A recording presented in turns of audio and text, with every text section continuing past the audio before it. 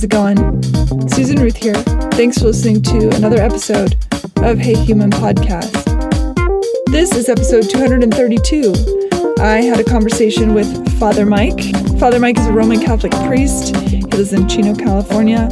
And I drove up there or over there. I guess it's sideways. I drove over there and had a socially distant conversation with him outside of his lovely home there at the church. We had an incredible conversation. I really enjoyed it. We talked about everything, philosophy and science and miracles and faith and loss of faith. And he went into the seminary as a very young man, and we talked about that process and that journey for him. I really enjoyed this conversation.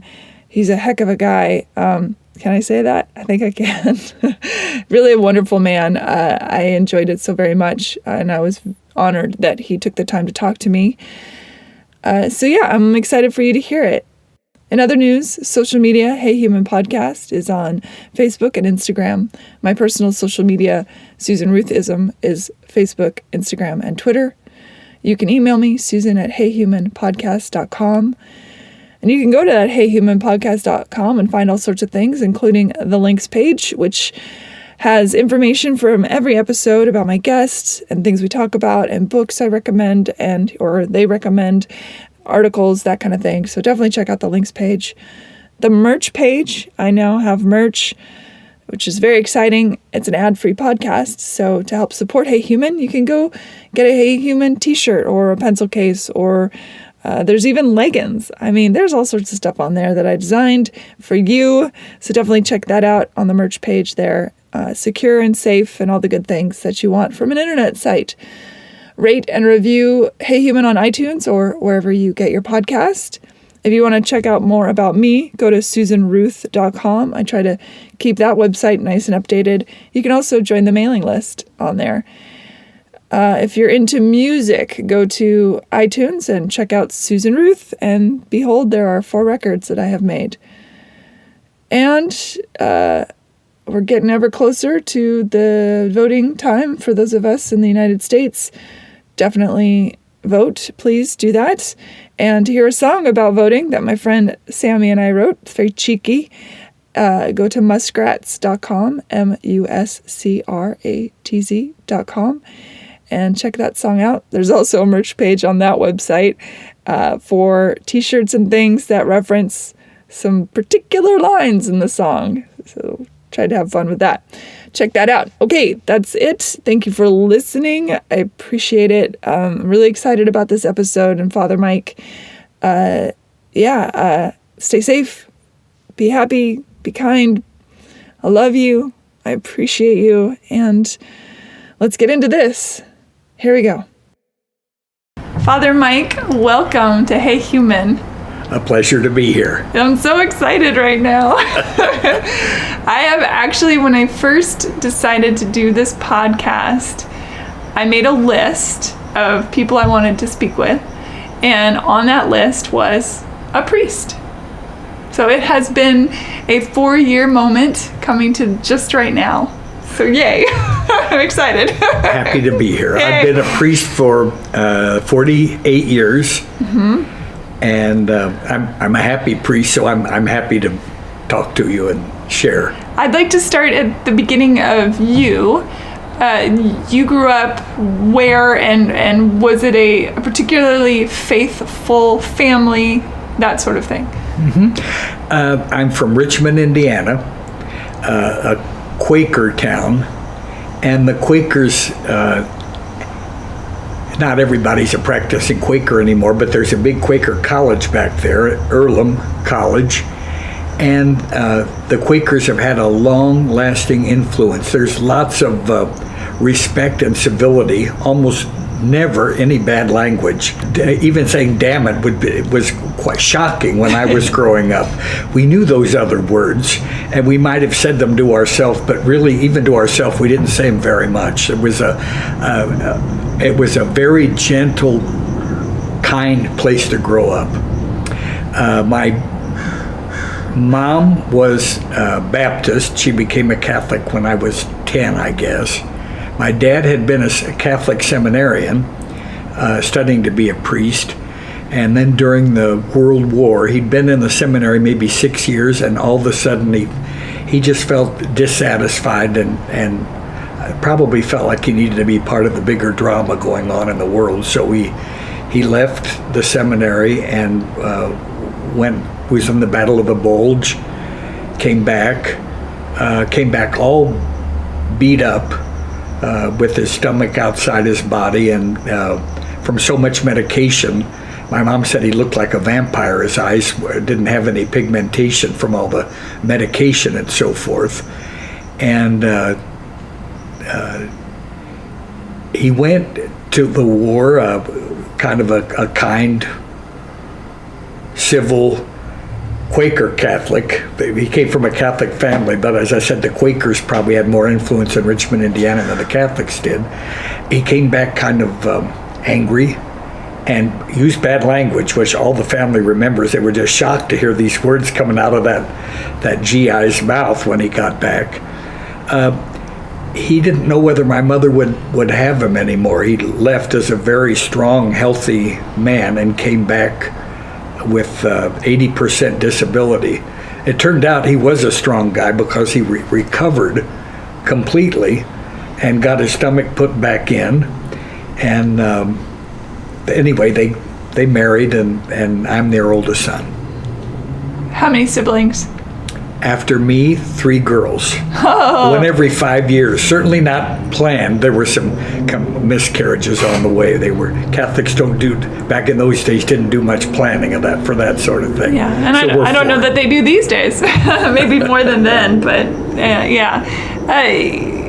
Was it a faithful household? Was there a lot of talk of God or religion, or was it just something that was an undercurrent? I would say it was a faith-filled household. My mom didn't go to church with us. She kind of stayed at home. Dad went to church, took me, and then took my oldest sister. Then after that, Mom became a Catholic. Then we all went. I remember about my dad, seeing him at night. He would always, before he crawled into bed, kneel down and say his prayers and then get into bed. And I remember that striking me. And that's all I can. Did you talk about God with your parents? I mean, having witnessed a war, if there's ever a moment to doubt that there is a higher power, I imagine being on a battlefield. Well, maybe that's an irony because you would be praying for your life, and yet to see the casualties of war, and I mean casualty in all the sense, did he? I would say he was pretty guarded about it. He let me know he prayed, and we prayed together, although they were set kind of Catholic memorized prayers, ritualized prayers, about his experiences in the war and about his own personal spiritual life. He was very guarded. One thing I've noticed, people from Northern Europe tend to be very kind of reserved about their religious life. I've always thought maybe it was because of the Reformation and so much public controversy and acting out and accusing and counter-accusing. People from like from Italy or Spain or countries where there wasn't a Protestant Reformation, religion tended not to be so polemic, so they were much more quick about sharing religious feelings or religious life. I'd say in my own home, no, we didn't do it. We went to Mass. We almost never talked about the sermon afterwards or anything like that. It was just you went to Mass, you heard things, and then you went and you tried to be good. 47 years, you say you've been? Yes, a priest.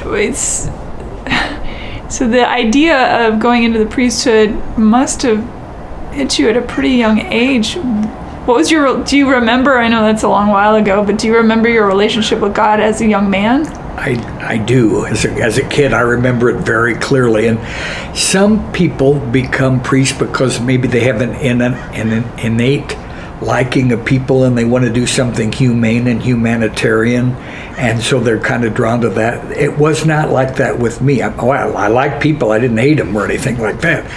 But I had some experiences as a very young boy that have formed me and shaped me and nourished me for the whole rest of my life. One took place, I remember when I was a second grader. When I was a second grader, sister took us aside in the Catholic school and told us how much God loved us and what a big heart Jesus had, and it was full of love for us. And I can remember as a little kid riding in the bus home and looking out the window and thinking I could see Jesus running alongside the bus outside, looking at me in the eyes and smiling. And I turned my eyes away and turned back. I saw him. I saw him 3 or 4 times. And there was something so good-natured about his face that it just warmed me up. I don't think I've told maybe but 1 or 2 people that in my whole life, but it's so strange. And I have not talked myself out of having that experience. I've felt like probably that was something God wanted to share with me, and I accepted it and liked it. Another experience, this was kind of the one that really formed me, I guess. I was an altar boy, and I was in the 6th grade, and there was an altar boys meeting called for 7, I guess. Anyway, I misheard and thought it was at 6. So I got on my bicycle and rode across Richmond, Indiana to get to church for the 6 o'clock meeting. When I found out I was an hour early, I thought, well, I'll go over to my friend's house. They're probably still eating. Maybe I'll get there in time and they'll have dessert or something like that to go over to Gary's house. But I walked right by. Next to the parish hall was the church. I walked right by the door and I thought, I'll go in and say one prayer. It won't kill me. So I went in to say one prayer just for 1 minute and just fell under some sort of a spell, but I was there for an hour.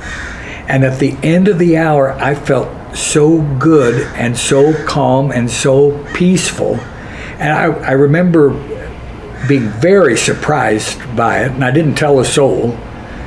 And I determined that the next time there'd be a servers meeting, I'd go there an hour on purpose and see if the same thing would happen, and it did. So I would say some of the best praying I've ever done in my life was when I was a 6th grader.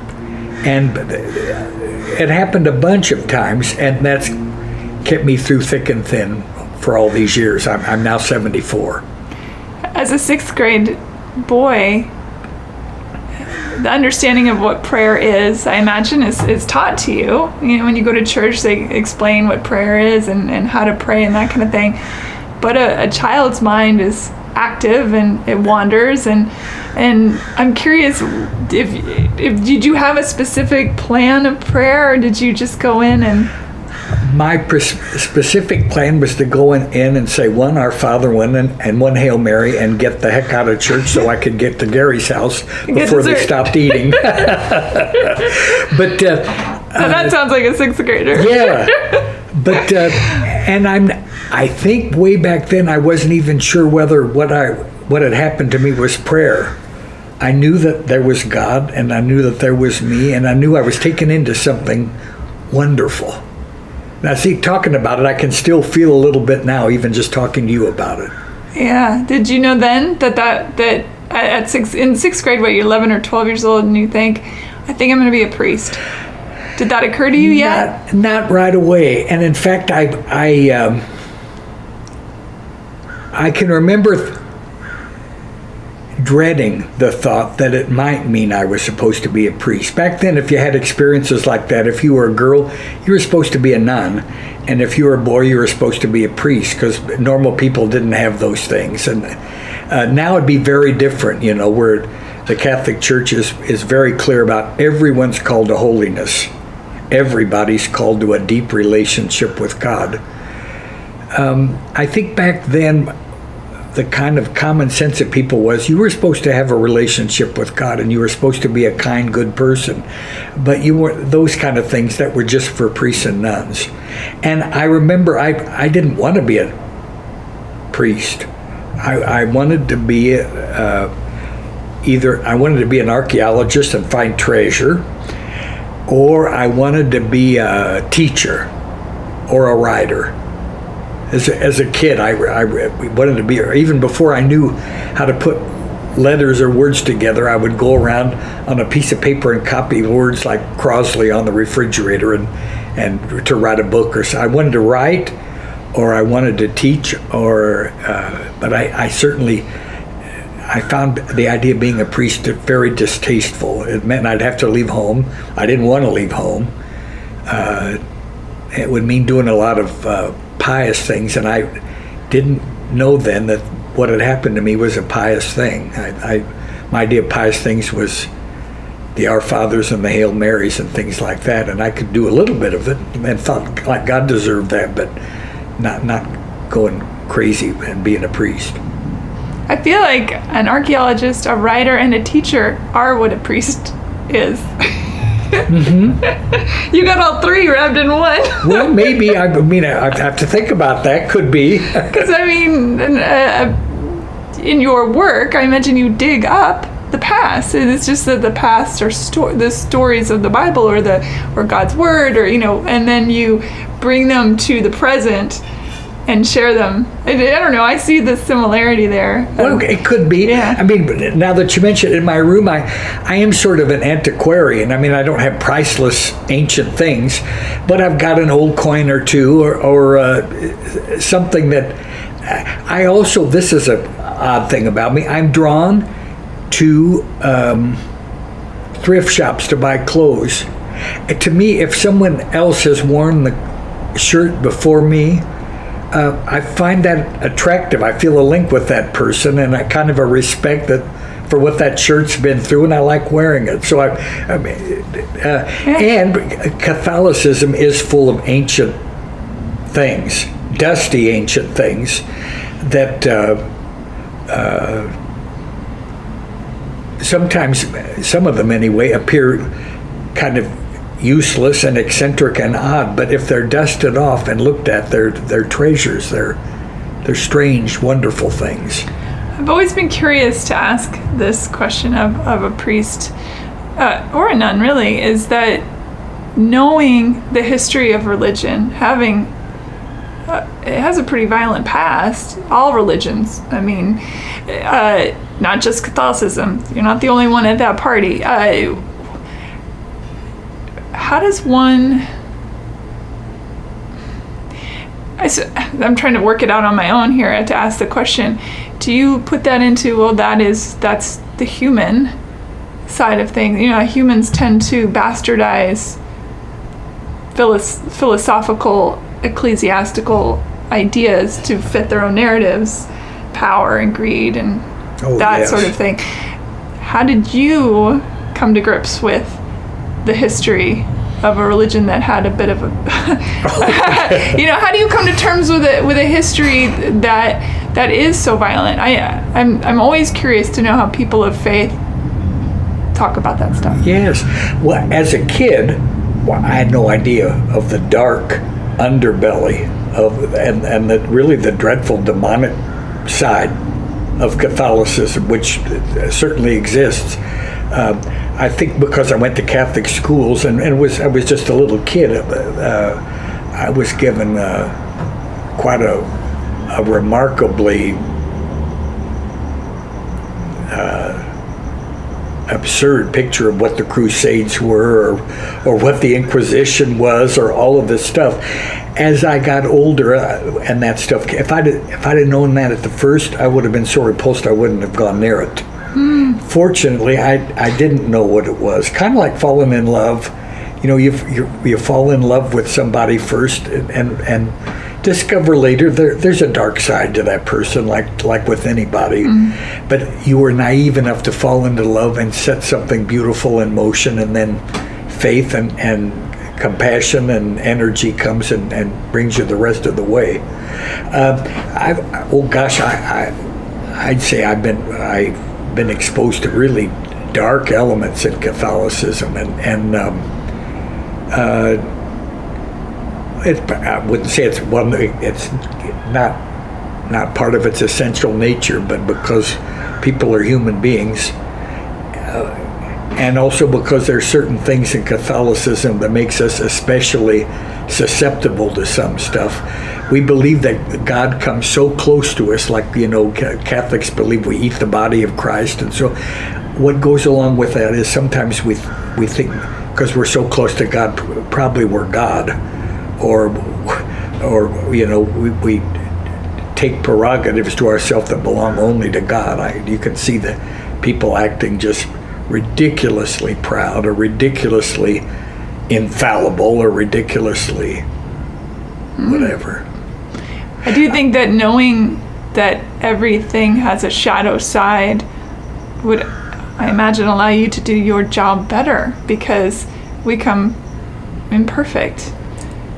And if we fell under the assumption that we were perfect, well, I suppose we wouldn't need faith or someone to talk to or a mirror. I'm sure it's equipped me to deal with the dark side in people a little bit and help them do it. I mean, you get into no end of trouble if you deny there's a dark side. You end up being preposterous and doing all kinds of odd suppression type stuff. And the dark side, if you don't deal with it and have a conversation with it, it's going to come up at very embarrassing times and lead you to do things that will appall you. One thing in the New Testament, St. Paul says, where sin abounds, grace superabounds. So if you have this ship and it's just covered with leaks and it still doesn't sink somehow because of the goodness or holiness that's in it, that makes the grace or the goodness even more astonishing. That something with as many skeletons in it as the Catholic Church could still be a place where people meet God or discover God. That's just astonishing. When Neighbors come together in crises, I think it's a good example of that, because these days especially, the idea of a neighbor is not what it used to be. Also, the Catholic kind of devotion to saints. Protestants sometimes, and rightly, consider that it can be a distraction away from God or God's goodness, but to Catholics, the knowledge that there really are people carrying around all their baggage that are saints, that to us is remarkable, and we revere them and kind of are fascinated by them and study them. Do you have any favorite saints? Seems like a strange question, but I figure why not? Yes, I do, for kind of a strange reason. One of mine is Peter Claver, who was a Jesuit and lived was sent over. He was a person that could have been a scholar, those Jesuits, but he felt he was called to come over to the New World. Spain was colonizing Latin America, and ended up in Cartagena, which was the big import place for all the slaves brought over before they abolished slavery. And he was convinced that Africans were human beings, and he went into as the ships would come in, with all these people that had been, manacled and held under deck for the whole journey, and with the slop buckets and the people, retching and stuff like that.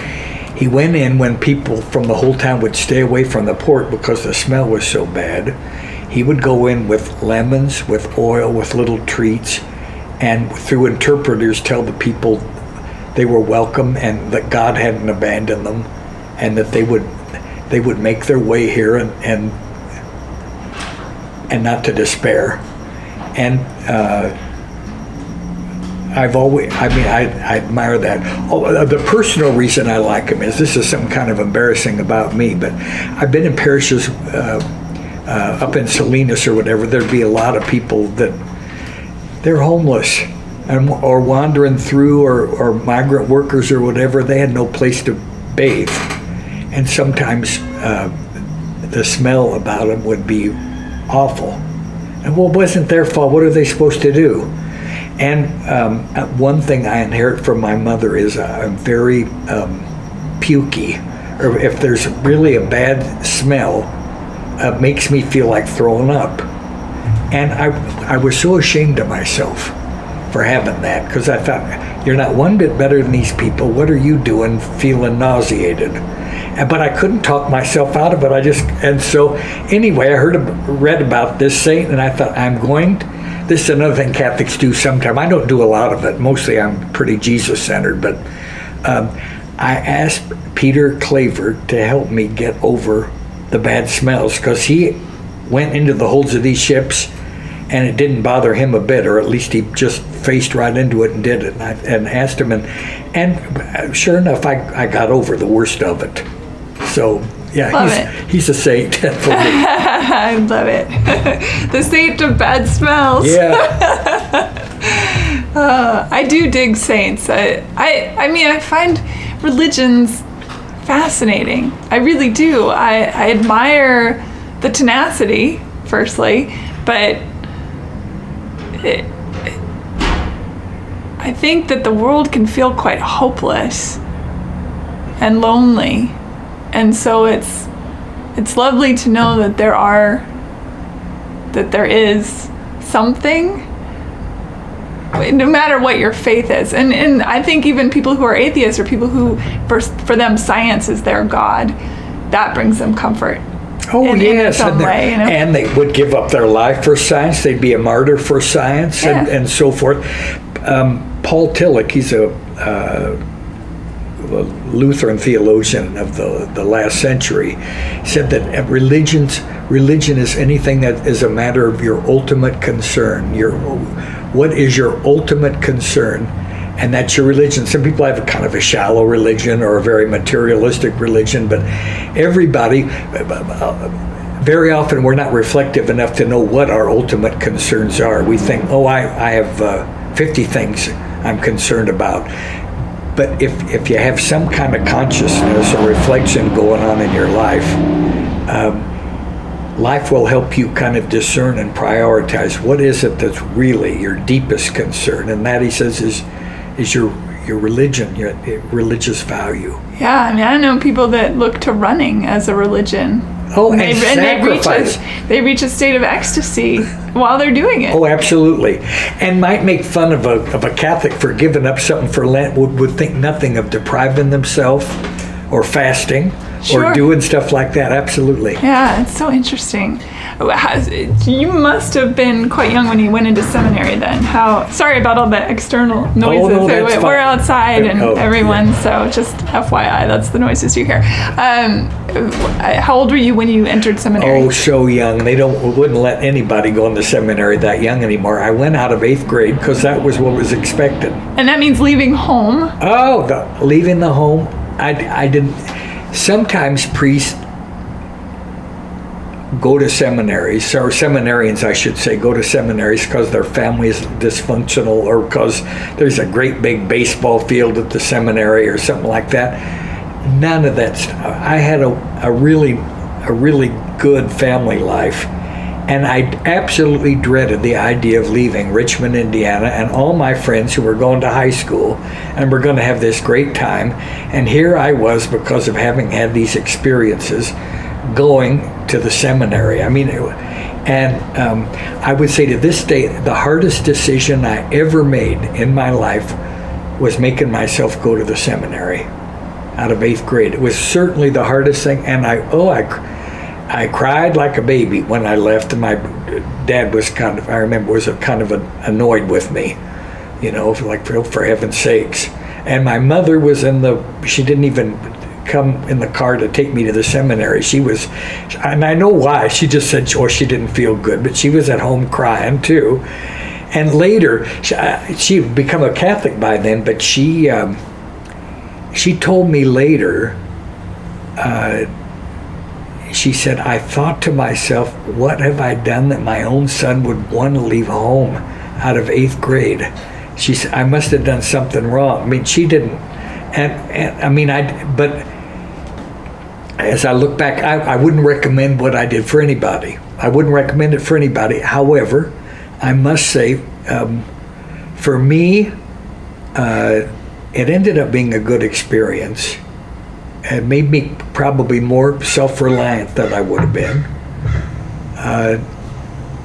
I had to turn to God for strength, and that probably brought me closer to God.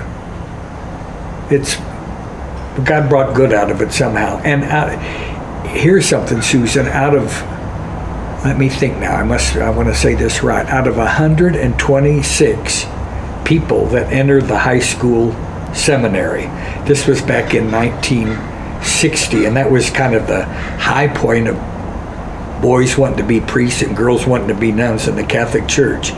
Of all those people that entered, 2 got ordained a priest. Wow. 2. Now, there were people that came later and joined the class, but of the ones that joined right out of 8th grade, of that class of 126, there were 2 of us. So it's amazing. As hormones started to hit you, and the reality of you are in a human body, and those sorts of things start percolating. In 8th grade, you're not, maybe you're there, but most people are not, you're just on the precipice, you know. Did you think, oh man, this is gonna be hard, or did you just know it was fine? I always wondered that. I mean, a life of staying away from the things that most humans are constantly falling into. Yeah. I'm trying to be delicate here, but you know what I'm saying. Well, yes, I do. Well, any conversation about me being a priest or how I became a priest always has to get on this at least a little bit. Yeah. Right now, everyone is just cringing, like, oh my God, she's asking that question. No, I'll tell you. First of all, way back in 1960, if you were a kid in Indiana, the world was not as sexualized, and so we weren't really as in tune to this stuff going on. I would say I was somewhat of a late bloomer also. I mean, I wasn't just dying to have a girlfriend. We had little tiny flirtations in 8th grade, I can remember. But I mean, it wasn't anything very serious. Yes, of course, the bells started ringing and the trumpet started blaring later on in school, and I was, what was I? I'd say saved from a lot of weirdness that could have happened because of going home every summer and having 3 sisters. Who, in our family, we do a robust amount of teasing back and forth about things and about going through changes and stuff like that. And I would say we had some robust teasing, maybe not from my sisters directly, but some from some of their friends, I remember. And otherwise, I mean, I'm the first to admit my experiences growing up were very stunted and odd. I mean, that's just the truth. Yeah. When a priest or a nun has a transgression, it must happen. I mean, I imagine it happens. Is that it? Done? You no longer get to be a priest or a nun, or does it go before let's just put it, consensual adult relationship? Let's take out any of the other possibilities just for a moment. Is that it? That's grounds for you're out of here? Or no, okay. It's I mean, when part of being a priest in the Roman Catholic tradition, one of the vows that you take is celibacy, and celibacy is part of celibacy is abstinence from sexual activity. To oneself as well as outside of oneself. Yes, yeah. That's right. Okay. And I think probably it's possible to say that very, very many people fail in that respect. Aspire to it, hold themselves accountable.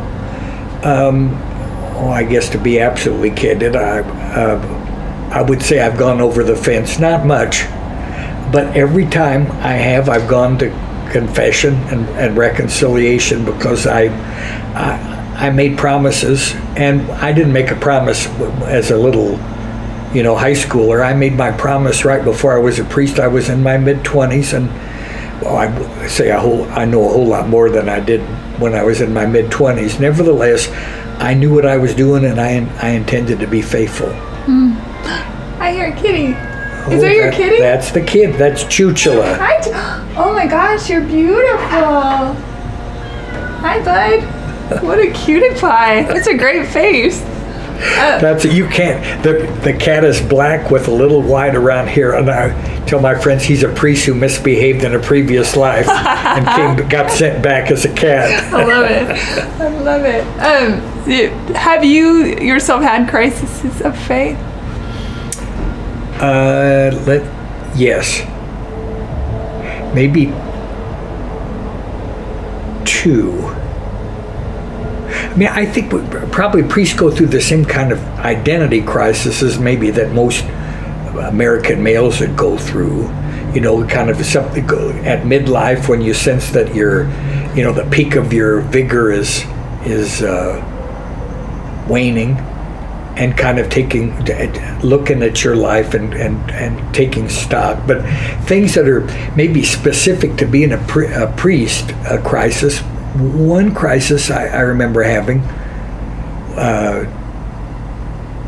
what brought it on, I was sent to Mexico to live with a Mexican family and learn Spanish.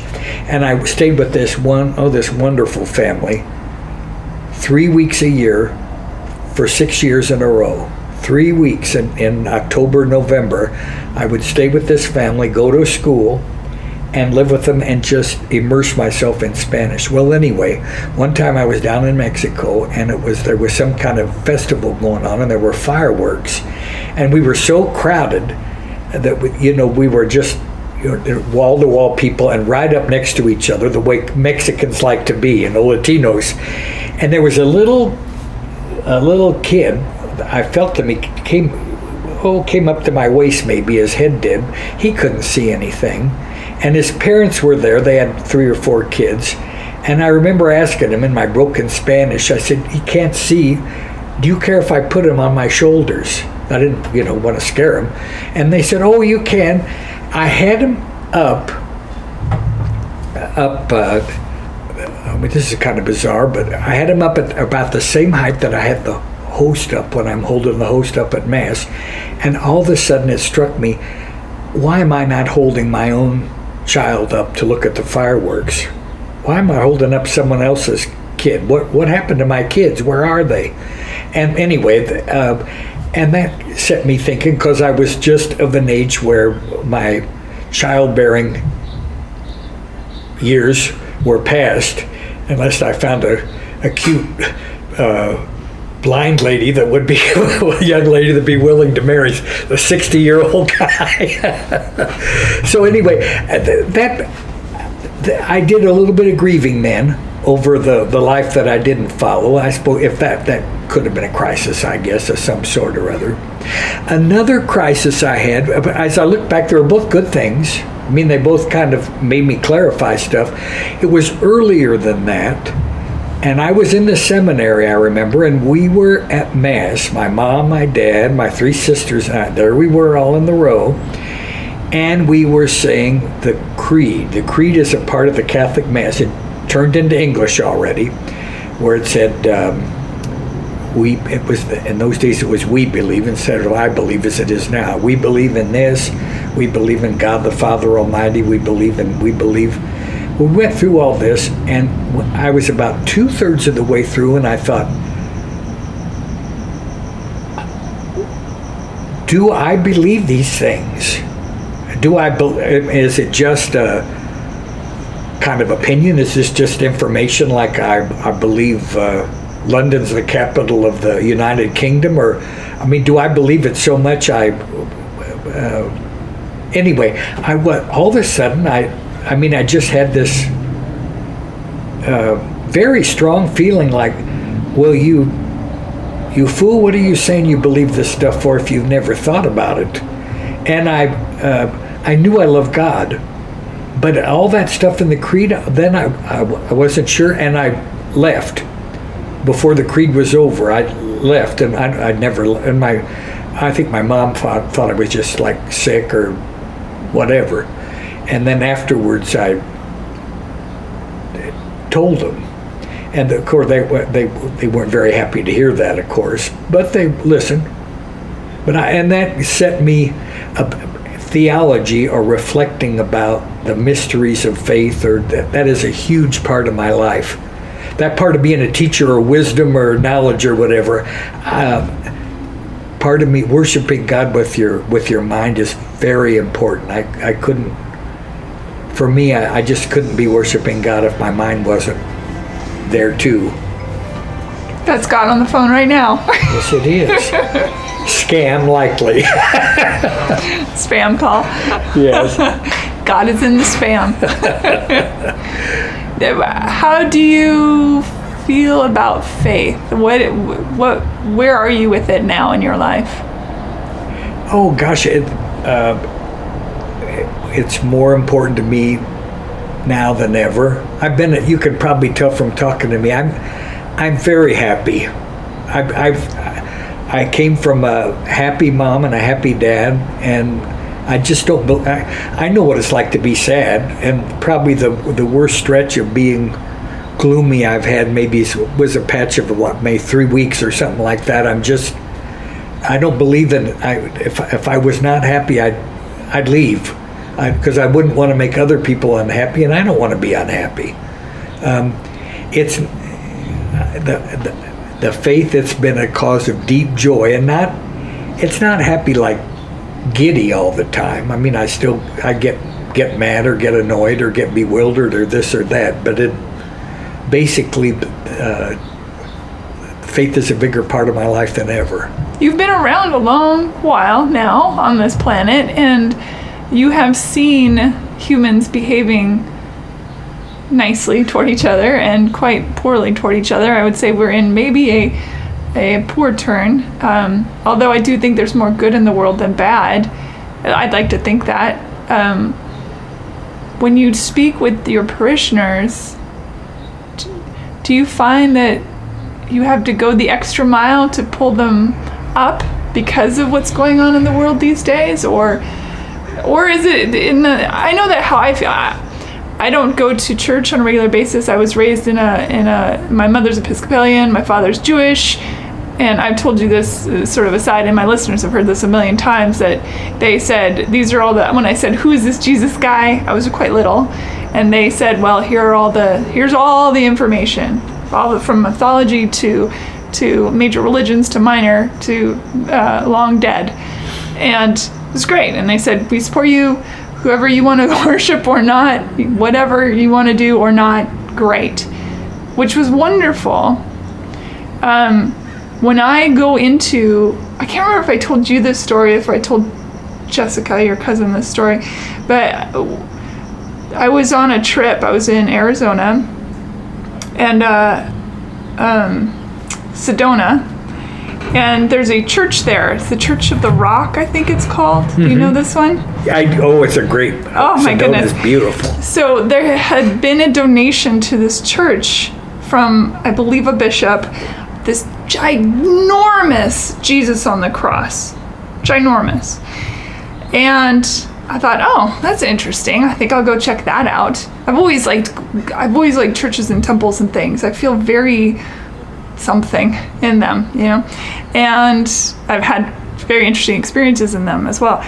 So I walk up the pathway, up to the Church on the Rock. And for those listening, if you have not been there, it's literally a church in a rock. They've dug out the rock face, the side of this cliff face, and there's a church in there, a Catholic church. And I walk up, and it's crowds of people with their cameras and this, that, and the other.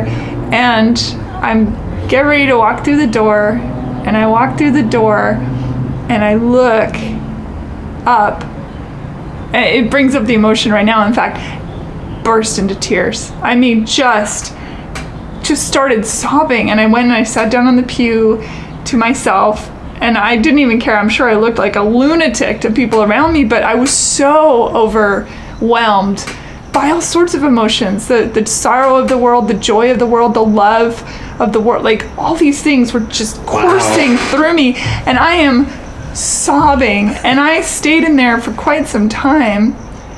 And then I got up and collected myself and left. And it was such an experience. And as I was walking out, I was looking around at all the other people, and I thought, is it just me, or is everybody having this crazy ass thing happening, you know? So when you're talking to your parishioners, there's got to be all sorts of things going through their minds. I mean, life is tricky for a human being, and you're considered, right, a mouthpiece for something, for the best parts of ourselves. Whether or not you believe in a higher power, the representation of that infinite love, this being, you're this mouthpiece. How do you help people reconcile with, this is a very long-winded question, but with everything that goes on in the world, or in their own little microcosmic world of their family or their job or turning on the news? How do you do that? It's a very long question. Well, I loved hearing the story, and let me just warm up to an answer. I mean, let me just think about it. But the Pope has recently been making a big deal. This was before COVID. I guess we got to be careful now, but eventually we'll be through this in God's time. The Pope made a big deal about, yes, there's a little more vandalism, yes, there's a little more this or there's that, but Catholic churches need to be open, and people need to be able to go into Catholic churches, whether they're Catholic or not. It doesn't make any difference, but because there's something about a church or a temple, if people have prayed in there or brought their raw suffering in there for consolation or whatever. And I mean that and in general, as long as there's not a ritual going on, Catholics tend to be very, very patient and tolerant of whatever happens to come across a person when they're inside a church. I've seen people like dance around church, they're so happy, or just cry their eyes out, or take the back of their hands and hit them as a grief against the front of the pew or something like that. How do I try to keep people hopeful? I try to remain hopeful myself by being in touch with Jesus and nurturing and nourishing my own kind of mystical life. I try the best I can to live like a citizen of heaven. You know, St. Paul says we're citizens of heaven, and if you believe it, I do. My culture, I'm a U.S. person, but my culture is heaven. In my culture, we don't call people names. And doesn't mean I never called anybody a name, but I wasn't being true to myself, because my culture is, if somebody asks us for something, we do it if we can. My culture is, we forgive people, even if they're so ignorant they don't even know they should be asking for forgiveness. My culture is, we worry about people that they can't take care of themselves, or they don't have documents, or nobody else likes them because they smell bad, or that's my culture. When I'm living that culture and nourishing my own life, I'm happy, and hopefully the way I do Mass or lead prayer, whatever, people pick that up too. And you should, I know there's a big dark side in the world now, and a big lack of civility or kindness, but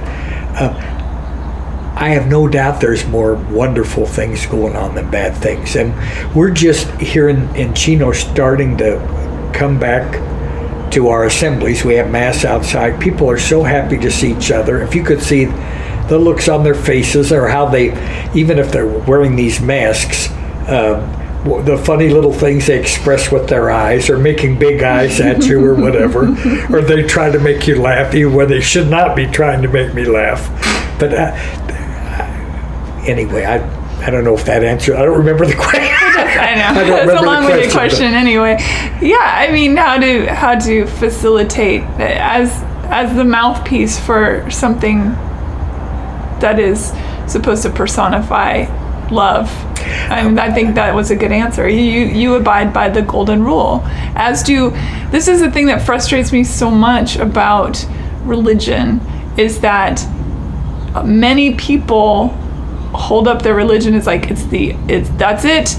And if you believe something else, even if you're practicing feeding the homeless or loving your neighbor or building a fence, or I mean, as simple as a smile, to me, those moments, they're everything. And I think we forget that miracles abound in minuscule moments. Yes, oh my gosh, I couldn't agree more. I couldn't agree more. You know, one thing, you made me think of something else. You didn't ask this, but maybe a part of the way, this is a very Catholic part of the thing, that Catholics try to communicate the good news, the New Testament calls it, or whatever, is the rituals. We're very ritualistic, which drives some people out of their minds because they think, oh my God, another ritual. So much kneeling. Yes, stand beside of the cross. The longest wedding ever. But usually weddings or whatever, they're not long because of the ritual. They're long because of a windy priest talking too long.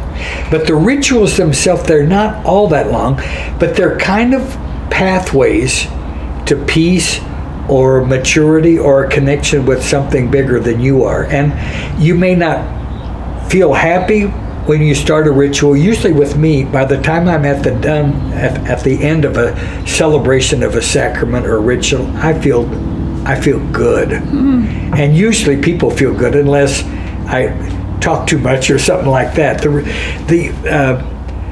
There are some great Catholic preachers. I would say probably we're not the most famous of all the Christian churches for having brilliant preaching going on.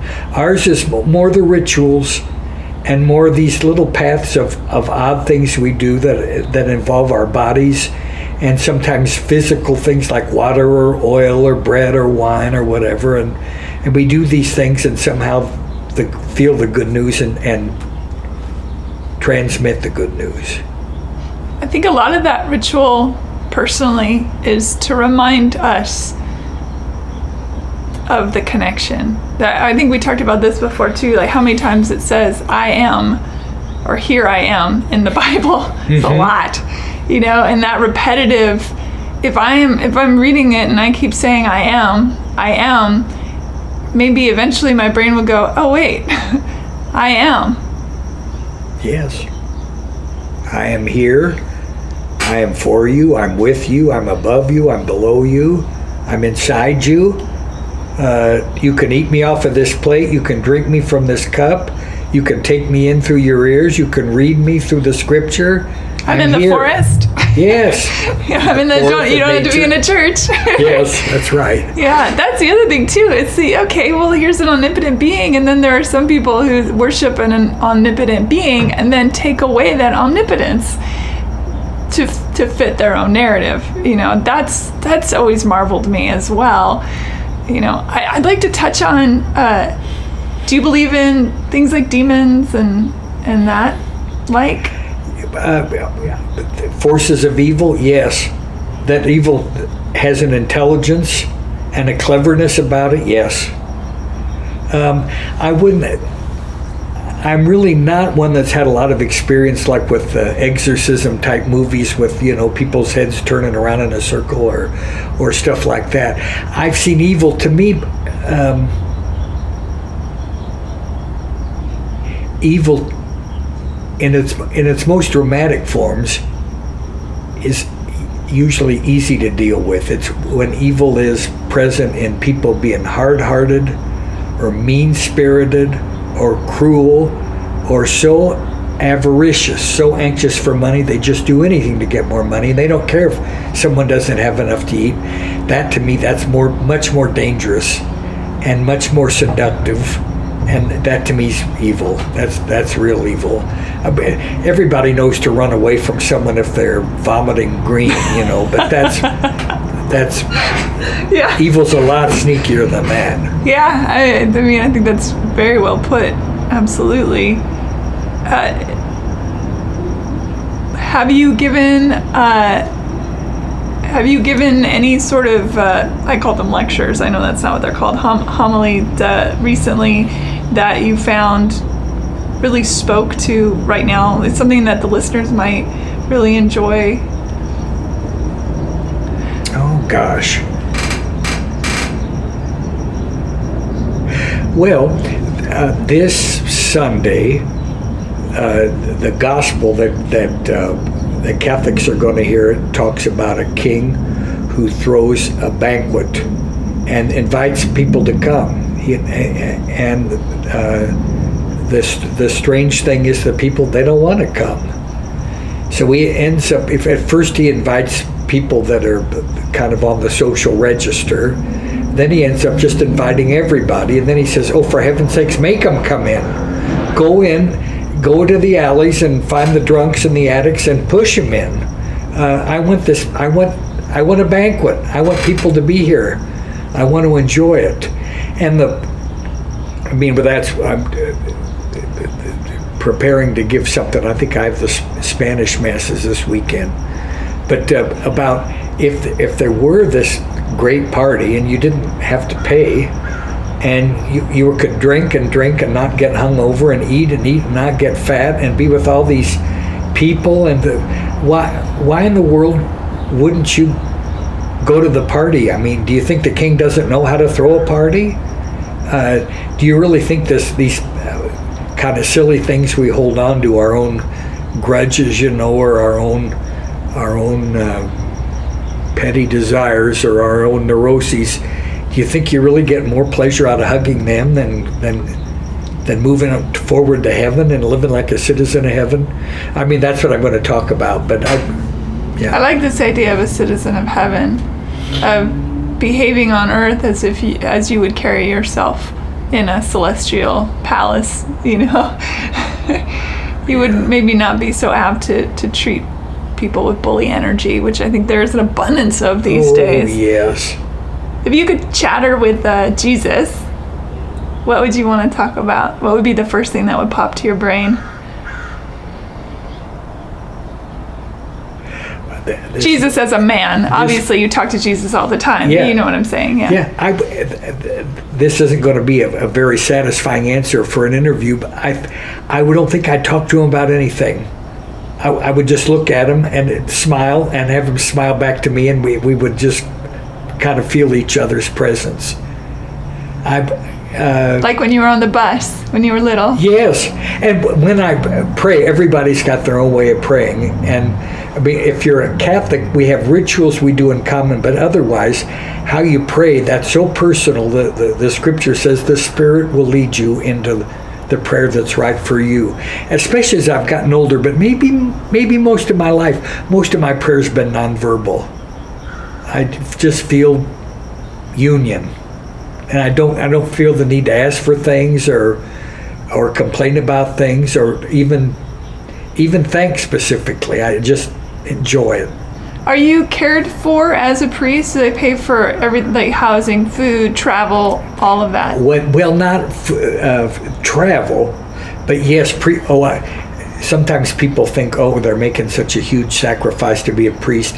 Priests, if they're a happy priest, it doesn't seem like a sacrifice at all. If you mean financially.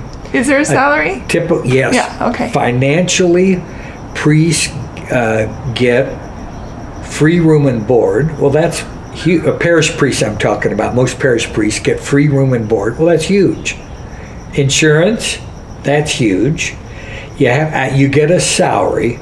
The salary, it's like maybe between 25 and 30, depending on diocese, maybe like between $2,000 and $3,000 a month. And out of that, you pay your car, your clothes, your personal expenses, your travel, if you like going on vacations and stuff like that. And food, I guess. And food, room and board. Oh, room and board. But if you wanted to go out and live it up a go little. to Paris for a Sure. lunch or something, you'd be expected to pay for that. I don't think you better be bringing that bill to the parish. Unless there was somebody whose head was spinning, and then you could maybe write it off. Maybe. There's this French girl, her head is spinning, there's pea soup everywhere. I had to go. I couldn't help it. She's wearing a beret. I've got to get there. We had to have champagne. Oh, Lord. But no, I would say that we're fine. I mean, it's not I would probably priests generally have they're educated a little bit. You have a doctorate. You could, yeah, in theology. Let's not. I mean, that's no small feat. So we could probably make more money doing other things, but nobody. I don't think anybody'd ever think of being a priest for money. But on the other hand, no, we're not desperately poor at all. Parish priests aren't. Is it a lifelong service, or do you retire?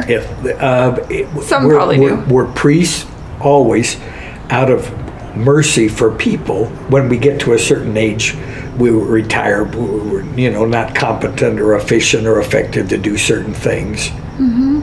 Also, I suspect this is true of any religion. It's certainly true of Catholics. If you're not just a total meanie, people are so nice and so kind. Catholics are very, very kind and affectionate with priests.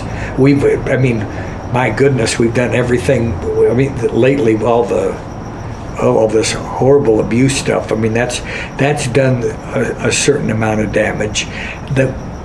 Maybe one good thing to bring out of it was dreadful. It was just awful. Was priests are not held in such high esteem anymore, and probably that's good for everybody. Probably Catholics need to remember, well, for heaven's sakes, he's only a priest. He's only a human being. And priests need to remember, I'm not God, and people aren't supposed to be kissing my foot every time I walk by. And I shouldn't be wanting the first place at the table. Well, then how do you feel about a pope then? I mean, doesn't his ring get kissed and stuff? And there's a hierarchy. They generally don't do that kind of thing anymore. But yes. And it's all, of course, very colorful, all the curtsying and all the honorific titles and stuff like that. The Pope seems to me to be a pretty simple, I like this Pope, down-to-earth person. Oh, yeah. I'm crazy about him. Yeah. What is that? I'm crazy about it. Is that your phone again? That's probably some more. That's the Pope. That's the Pope calling. Well, he's just going to have to wait. This is more important. Did you ever have aspirations to move up the ranks?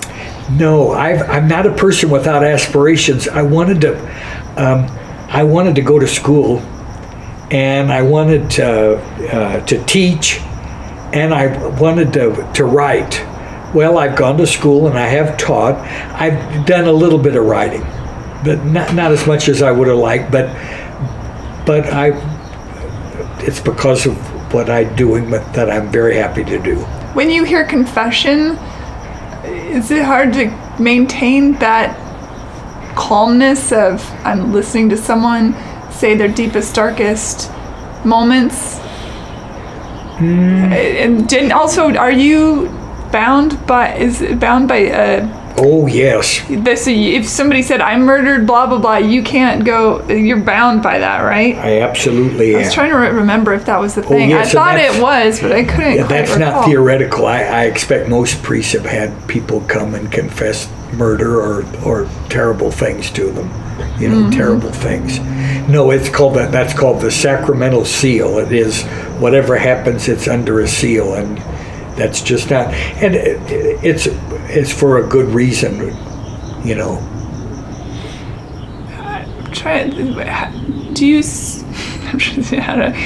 Let's say somebody, I don't know what the worst confession you've ever heard, but I'm sure you've heard some doozies, and then that person sits in your parish, he's one of your parishioners.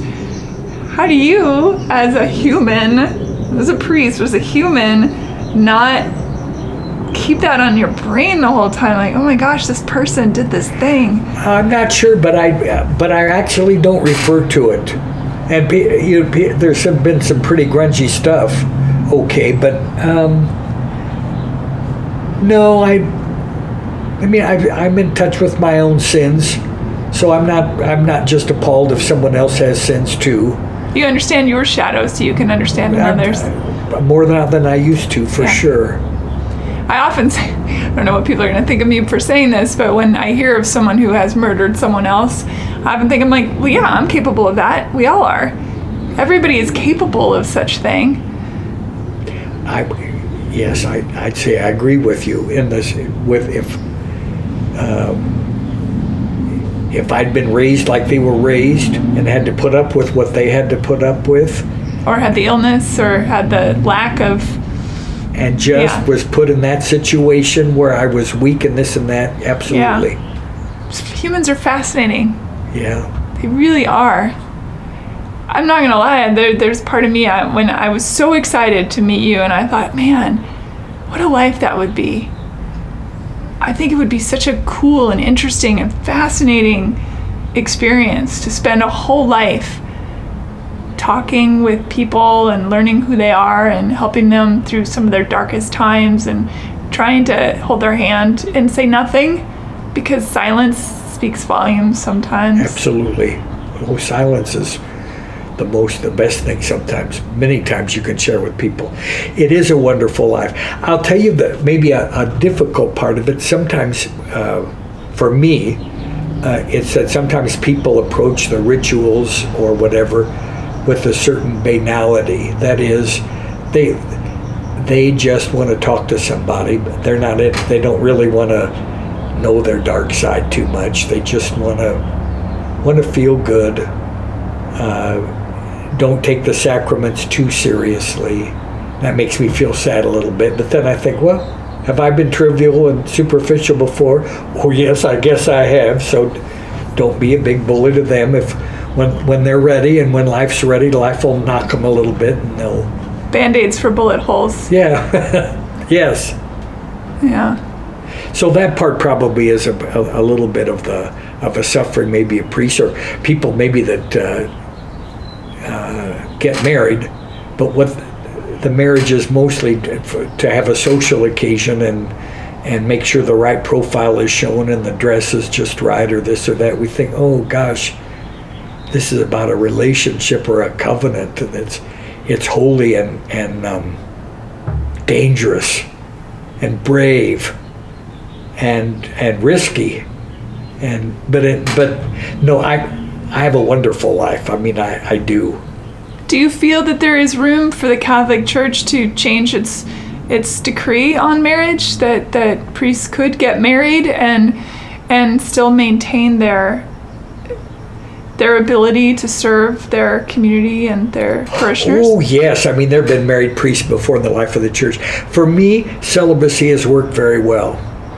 I mean, that's just the truth of it. It's a lot less complicated, I imagine. And, well, I mean, I guess it comes with its own complications, but in general...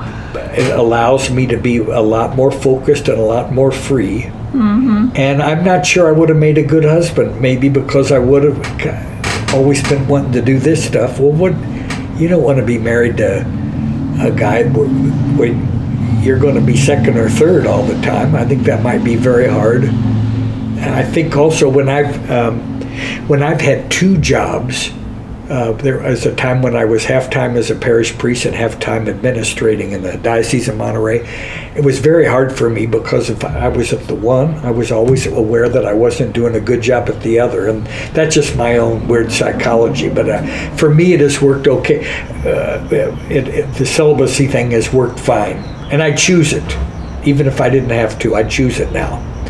I think before maybe I chose it because it was either that or I wasn't going to move forward with being a priest. But now I choose it anyway.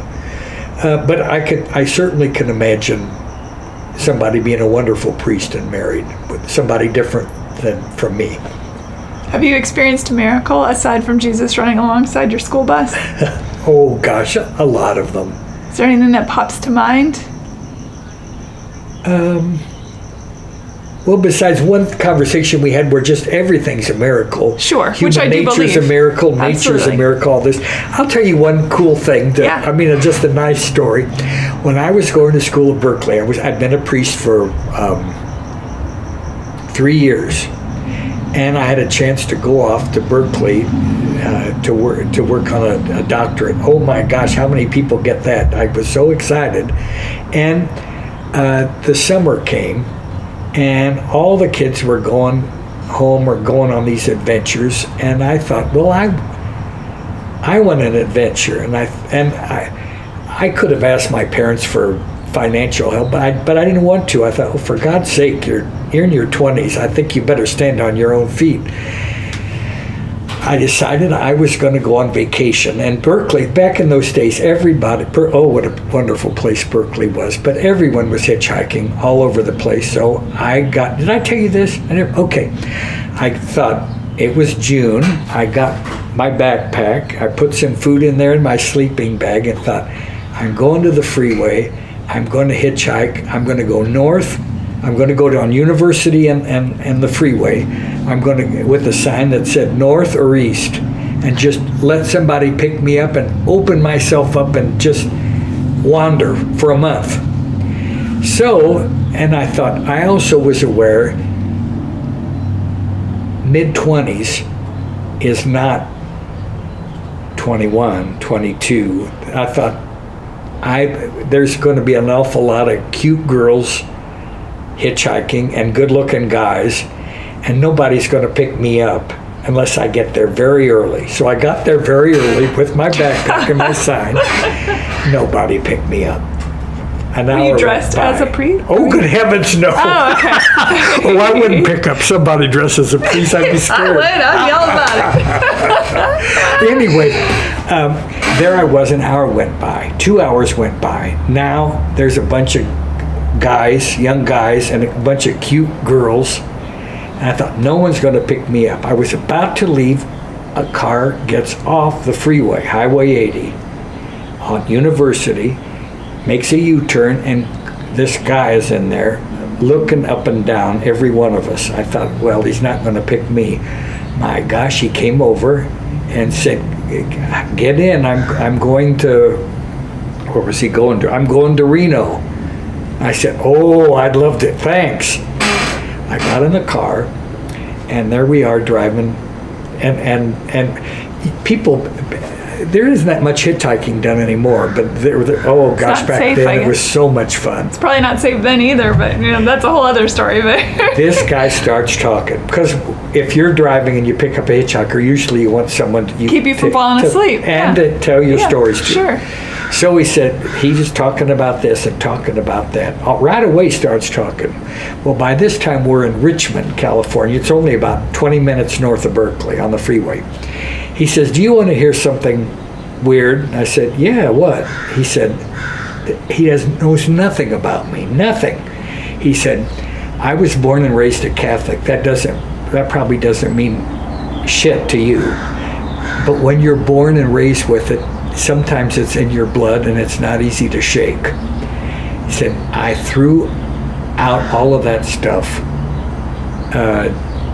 as soon as I got into college. And he said, look at me now. He said, I'm on the vice squad of the police in San Francisco. He said, I'm feeling the need to go back to church, and I can't get enough nerve to go to a priest. Well, when he said that, I became frightened, because I thought, if I tell him I'm a priest, he won't believe me and he'll think I'm making fun of me and I'm going to lose my ride. So I said, you know what? I said, we just passed where I work at. And he said, oh yeah? He said, it was St. David's, it's a Catholic church. And he said, oh, are you the janitor there? And I said, no. He said, I don't blame you if you don't believe me, but I'm a priest. I got sent up there. I lived there at that parish and work and go study at Cal or Berkeley, GTU. And he looked at me, and I tried to think, how can I prove I'm a priest? Do I have a picture of me as a priest? No. I had a Bible in my backpack. Well, that doesn't prove anything. Anyway, we talked, and he did believe me. And we were just climbing out of the valley, crossing over the Sierras, and he said, would you care if I pulled over and went to confession? And I said, oh, no, that'd be fine. He went to confession, then dropped me off in Reno. And that was I'd say that was a miracle. I would say that pretty much hits the... It was, when I hitchhiked, I came up with this idea, my parents were just appalled. I said, what in the world is wrong with you? And when I called that night and told them, because I said, see, it started like this, nothing is going to happen. Don't fret. So yeah, there's a miracle. Yeah. And you were present for it. Yeah. It was supposed to happen. Yeah, but I don't mean like you were present as in you were there. I mean you were present for it. That you saw it for what it was. I think a lot of times, and again, this maybe speaks to that it feels quite overwhelming to be a human sometimes, and you miss the minutia. And as silence can speak volumes, I think I suppose it's silly to say there's no such thing as a small miracle. It's just a miracle. There's no need to put any kind of descriptor on it. But I do think that we miss things because we're so caught up in our own thoughts and such. Yeah, I'm sure that's true. Yeah. So great talking with you, Father Mike. I've really enjoyed this. I am well aware that you have things to do, so I don't want to take up all your time, but I so appreciate you. I really do. Thank you, and I didn't know what this was going to be. I enjoyed it too. It's nice to sit and talk. I enjoyed it. Thank you, Susan. And before we sign off, just really quickly, I'm curious. People ask me, what's your favorite song? What's your favorite book? It's an impossible question. I know it's an impossible question. But in the Bible, is there a story that you are drawn to the most? That you go back and reread over and over and over again? I wouldn't say I reread it, but I think about it often. This is Adam and Eve and the garden. And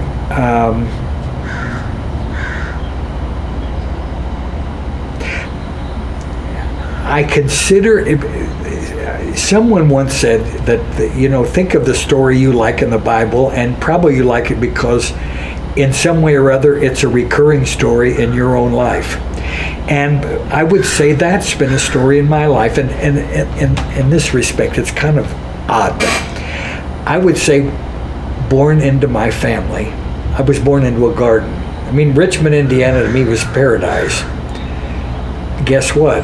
I was not supposed to be there, and part of growing up was leaving the garden.